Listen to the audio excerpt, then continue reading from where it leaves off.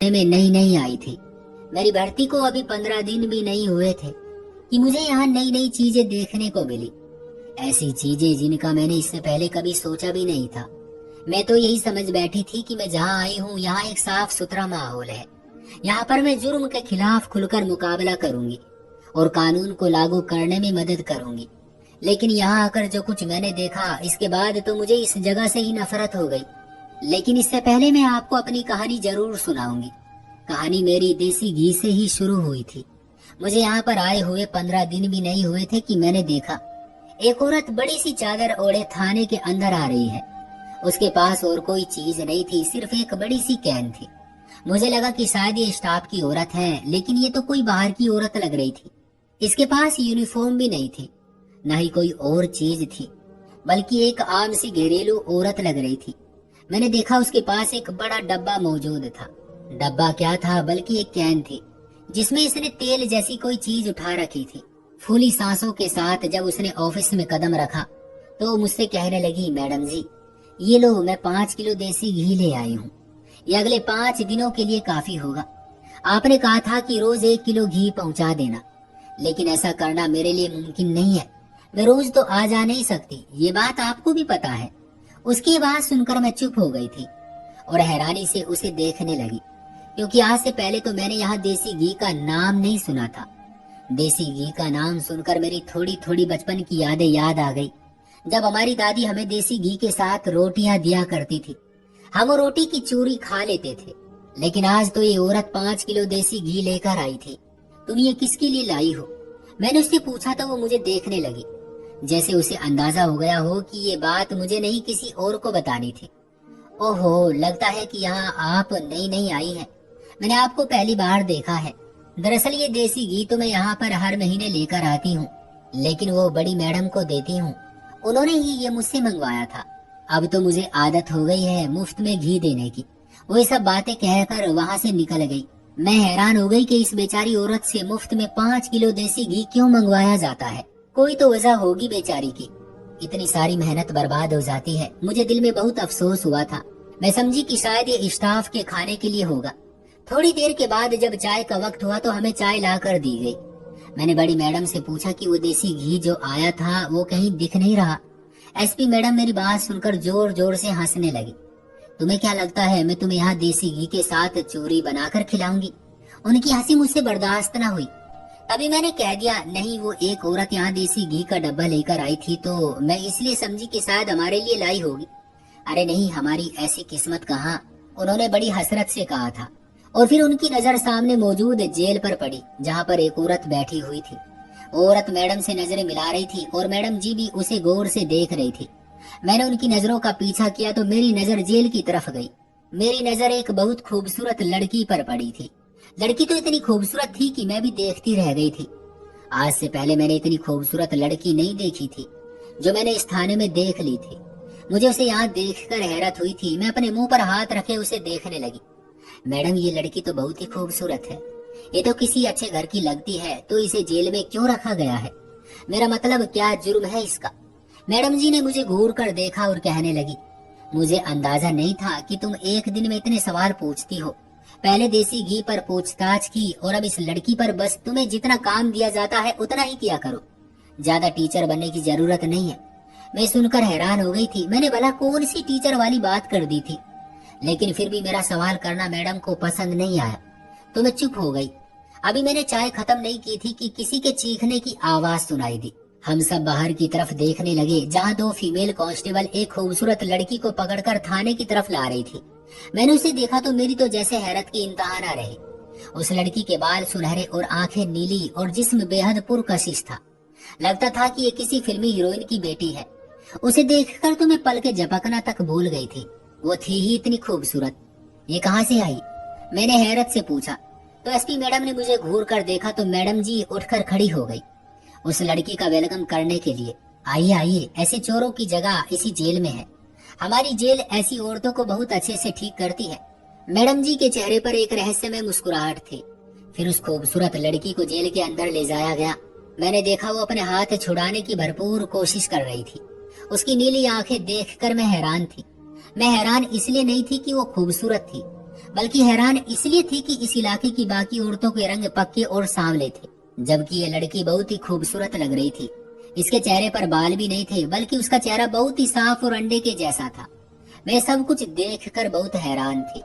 ये लड़की कहाँ से आई? मैंने साथ खड़ी कांस्टेबल से पूछा तो वो कहने लगी, बस इसी के लिए सब कुछ है यहाँ पर। अब तुम देख लेना कि कैसे इसकी सेवा शुरू होगी। और फिर आज देसी घी भी लाया जाएगा। देसी घी तो सुबह ही आ चुका था। मैंने उसे याद दिलाया। अच्छा, 5 किलो देसी घी? हाँ हाँ, मुझे याद आ गया। कांस्टेबल ये बात करते ही वहां से चल पड़ी और मुझे और कुछ नहीं बताया। मेरी नजर दोबारा उस लड़की पर पड़ी। अब वो सुकून से बैठ चुकी थी। मैंने देखा उसकी आंखों में विद्रोह था, एक अजीब सा विद्रोह। तुम कौन हो? मैंने उससे पूछा। जाओ, जाकर अपना काम करो। उसने मुझे इतने रूखे अंदाज में जवाब दिया कि मैं हैरान रह गई। पुलिस वालियां तो किसी से बात तक नहीं करती। एक तो मैंने इससे बात की, ऊपर से ये मुझे ही नखरे दिखा रही थी। मैंने सोचा और वहां से अकेले बुड़बड़ाती हुई वापस अपने ऑफिस में आ गई। मुझे उस औरत का रवैया बहुत बुरा लगा था, लेकिन मैं चुप रही, क्योंकि मेरे लिए सिर्फ यही नहीं बल्कि और भी काम काज थे जो कि मुझे आज के दिन ही निपटाने थे। मैं ऑफिस में गई तो देखा एसपी मैडम वहां पर मौजूद नहीं थी। मैंने दूसरी कांस्टेबल से पूछा तो वो कहने लगी, वो आज यहाँ पर नहीं रुकेगी। आज रात तुम्हें यहाँ पर रहना पड़ेगा, क्योंकि यहाँ और कोई भी निगरानी करने वाला नहीं है। मैं ये बात सुनकर परेशान हो गई थी। आज से पहले हॉस्टल के अलावा मैंने बाहर रात नहीं गुजारी थी, लेकिन क्या करती, मुझे अब यहीं पर रहना था। मैंने खामोशी अपना ली। सोचा कि चलो इसी बहाने मुझे आज बाकी बातें भी पता चल जाएगी। मुझे पता चल जाएगा कि यहाँ पर देसी घी क्यों लाया जाता है, और वो लड़की जिसे आज जेल में कैद किया गया था, उसका जुर्म क्या था। यही बातें मुझे परेशान भी कर रही थी, लेकिन मैंने किसी तरह की परेशानी को दिमाग पर सवार नहीं किया। मैं खामोशी से रात होने का इंतजार करने लगी कि जब सब लोग खाने पर बैठेंगे तो कोई ना कोई बातचीत तो होगी, खासकर उस औरत के बारे में जो कि जेल में आज कैद की गई थी। थोड़ी देर के बाद मुझे राउंड पर जाना पड़ा, क्योंकि एक औरत बहुत हंगामा कर रही थी, तो मुझे भी बुलाया गया था। मैं जैसे ही जेल की तरफ गई तो ये देखकर मेरी आंखों में आंसू आ गए कि एक बूढ़ी औरत चिल्ला रही थी। वो बहुत बुरी तरह चिल्ला रही थी, लेकिन उसकी बात कोई भी नहीं सुन रहा था। बार बार उसके मुंह पर हाथ रखकर उसे चुप करवाने की कोशिश की जा रही थी। मैं हैरान थी कि आखिर इस बेचारी औरत ने ऐसा क्या किया है, जबकि वो उम्र में भी बूढ़ी थी। उसका भी रंग काला था। वो इन औरतों जैसी हरगिज नहीं थी जो कि यहाँ पहले से थाने में कैद की गई थी। ये देखकर मेरी आंखें और फटी की फटी रह गई कि इस थाने में हर जेल में एक खूबसूरत गोरी चिट्टी लड़की मौजूद है, जबकि बाकी औरतें काले पक्के और सांवले रंग की थी। मुझे बात दुख दे रही थी। पता नहीं क्यों इस बूढ़ी औरत का चीखना चिल्लाना मुझे बहुत उदास कर गया था।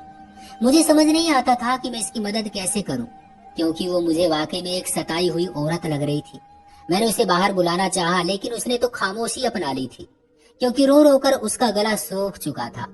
फिर मैं उसके पास गई। मैंने कहा, माँ जी क्या बात है, तुम रो क्यों रही हो?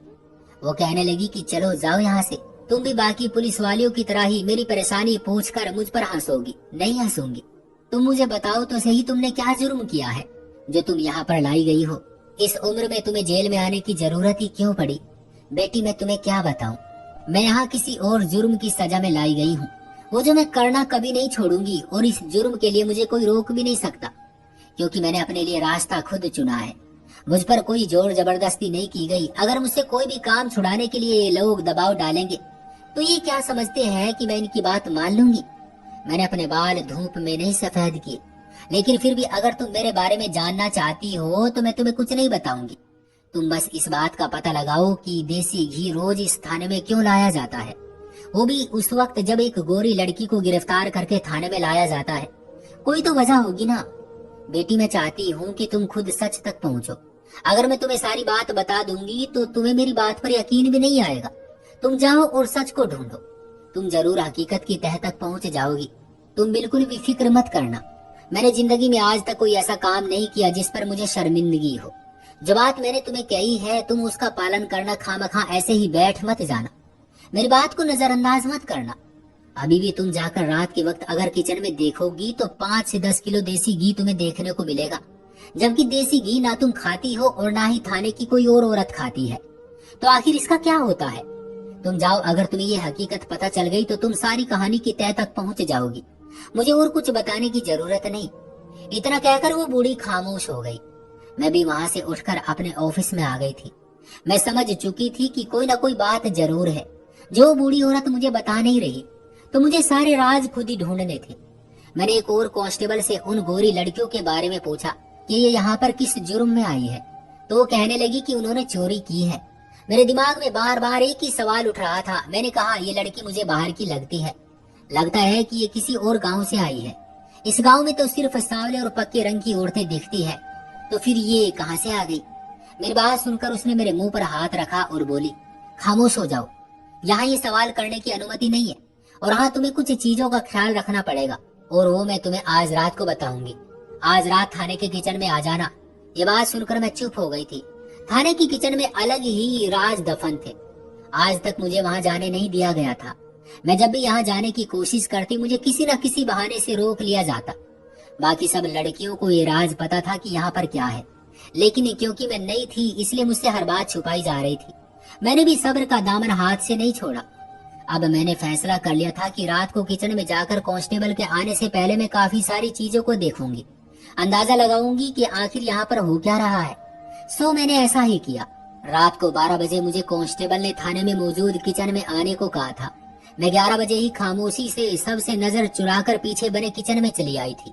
आज वैसे भी एसपी मैडम नहीं थी, मैं अकेली ही उनके ऑफिस में मौजूद थी। मैंने सोच लिया था कि जो भी होगा मैं उन्हें नहीं बताऊंगी और ना ही बार बार उससे हर चीज की अनुमति मांगूंगी। 11:20 पर मैं उस किचन में मौजूद थी जहाँ पर मुझे जाने से हमेशा मना किया जाता था। किचन को देखकर तो मैं हैरान ही रह गई। किचन के साथ ही एक वॉशरूम भी मौजूद था। पहले मैंने किचन की छानबीन की, जहाँ पर देसी घी अलग अलग बोतलों और डब्बों में मौजूद था, लेकिन इस देसी घी की खुशबू ही अलग थी। मैंने इसे पहचान लिया था। तरह तरह के फल, फ्रूट, डबल रोटी, यहाँ हर चीज मौजूद देखकर मुझे लग रहा था जैसे यहाँ पर किसी खास तरह की चीज को तैयार किया जाता है, जैसे कि कोई दवाई या फिर लोशन वगैरह। लेकिन मैं गलत भी हो सकती थी। मैंने देखा यहाँ फ्रिज में काफी सारी सब्जी भी पड़ी हुई थी। ये सब्जी अलग अलग तरह की थी, जबकि जेल में आज तक मैंने ये चीजें किसी को खाते हुए नहीं देखा था। सारी चीजें देखकर पता चला कि ये किसी खास मकसद के लिए रखी गई है। मैं एक एक डब्बे को उठाकर देख रही थी। सब डब्बों में अलग अलग चीजें थी, लेकिन फिर मैंने एक डब्बा खोलकर देखा तो मेरी जान ही निकल गई। मैं सोच भी नहीं सकती थी कि इस थाने में इस तरह की हरकतें भी होती होंगी। मैं हैरान थी कि ये चीजें यहाँ पर कैसे हो सकती हैं, जबकि हमारे यहाँ ऐसी चीज कोई सोच भी नहीं सकता। मैंने जल्दी जल्दी उस डब्बे को बंद कर दिया। अभी मैं डब्बा बंद करके पीछे हटी ही थी कि मेरे सर पर वही कांस्टेबल खड़ी थी जिसने मुझे 12 बजे किचन में आने को कहा था। उसकी आंखों में गुस्सा था और लाली अलग से थी। तुमने ज्यादा जल्दबाजी नहीं कर दी आने में? मैंने तुम्हें 12 बजे आने को कहा था, तुम यहाँ पहले ही आकर यहाँ की छानबीन करने लग गई। मैडम सही कहती थी कि तुम्हें छानबीन करने का और बिना वजह चीजों में घुसने का बहुत शौक है। मुझे नहीं समझ आता कि जब तुम्हें इस चीज की जिम्मेदारी नहीं दी गई तो तुम्हें यहाँ आने की क्या जरूरत थी। ओहो, ऐसा क्या हो गया है रिया? मुझे रिया पर हैरत हो रही थी। मेरा और उसका रैंक एक जैसा था, लेकिन वो मुझ पर रोब ऐसे जमाती थी जैसे वो यहाँ की आईजी हो। आज तो मैडम भी नहीं थी। मैंने उसे खुलकर जवाब दे दिया। आगे की नहीं सोची कि वो मैडम जी को जाकर क्या शिकायत लगाएगी। अच्छा बात सुनो मेरी, ये देसी घी के डब्बे अलग कर दो और इन्हें वहाँ पिछले वाली जेल में लेकर आ जाओ। उसने मुझे एक और ऑर्डर दे दिया। अब मैं उसकी कोई बात मानना तो नहीं चाहती थी, लेकिन अब मुझे देसी घी की हकीकत जाननी थी, क्योंकि उस बूढ़ी औरत ने मुझे यही कहा था कि जब तक देसी घी की हकीकत तुम्हें पता नहीं चलेगी तो तुम कभी भी हकीकत तक नहीं पहुंच सकोगी। मैंने देसी घी के डब्बे उठाना शुरू कर दिए। मैं एक मजबूत जिस्म की मालिक थी। मुझे इन चीजों से फर्क नहीं पड़ता था कि मैं वजन उठाऊं या फिर ज्यादा देर तक चलती फिरती रहूं।